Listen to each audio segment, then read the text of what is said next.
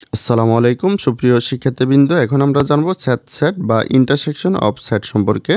২ বা ততোধিক সেটের সাধারণ উপাদান নিয়ে গঠিত সেটকে সেট বলে।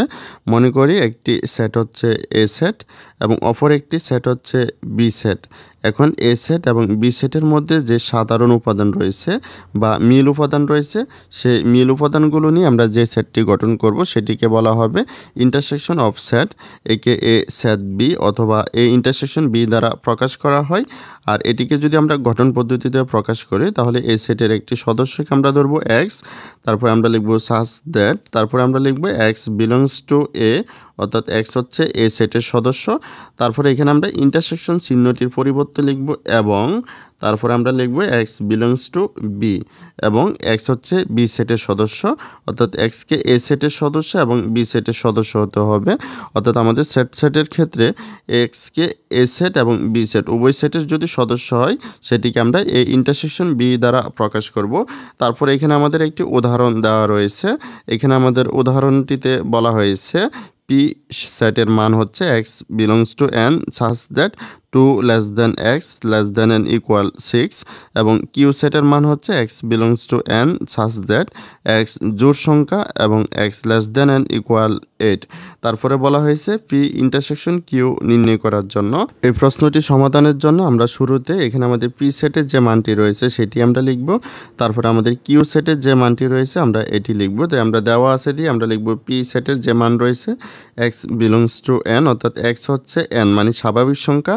তারপরে বলে দিয়েছে 2 less than x less than n equal 6, অর্থাৎ এক্সের মানটি হচ্ছে 2 অপেক্ষা বড় এবং 6 অপেক্ষা ছোট এবং সমান।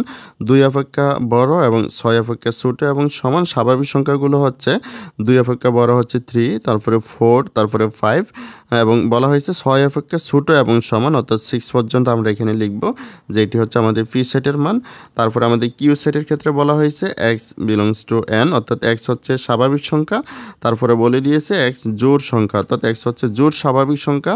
তারপরে বলছে এবং x less than n equal 8, অর্থাৎ এক্সের মানটি হচ্ছে 8 অপেক্ষা ছোট এবং সমান, অর্থাৎ 8 অপেক্ষা ছোট এবং সমান জোড় স্বাভাবিক সংখ্যাগুলো এখানে আমরা লিখব। এই সংখ্যাগুলো হচ্ছে 2, 4, 6, 8। এখানে যেহেতু 8 অপেক্ষা ছোট এবং সমান বলা হয়েছে তাই আমরা 8 এই সংখ্যাটিও লিখব, যেটি হচ্ছে আমাদের কিউ সেটের মান।